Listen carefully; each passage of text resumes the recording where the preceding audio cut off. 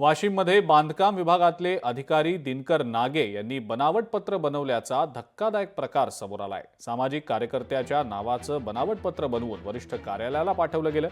चौकशीनंतर नागे आणि लिपिक प्रिया तुपलोढे यांच्या विरोधात वाशिम पोलीस स्टेशनमध्ये गुन्हा दाखल करण्यात आलेला आहे।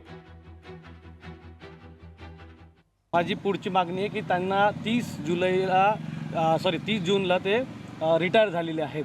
तर माझी मागणी आहे की त्यांचं सेवानिवृत्तीचं ज्यानंतरचा जो लाभ आहे त्यांना मिळू नये। जोपर्यंत हे प्रकरण निकाली लागत नाही, फौजदारी केस निकाली लागत नाही, तोपर्यंत त्यांना कुठल्याही प्रकारचं मानधन देऊ नये। त्यासाठी मी हे याच्यानंतर पण आंदोलन करणार आहे आणि मंत्रालयात पण मी हे तक्रार केलेली आहे। त्यांच्या नावाचा आणि त्यांच्या लेटरहेडचा गैरवापर करून त्यांची खोटी सही बनवली अशी त्यांनी तक्रार दिली होती। त्या तक्रारीच्या अनुषंगाने आम्ही चौकशी केली।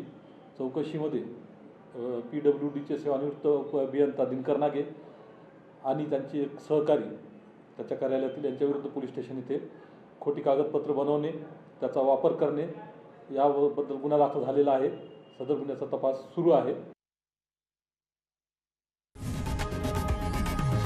लोकशाही मराठी ऐका, पहा, जागरूक रहा।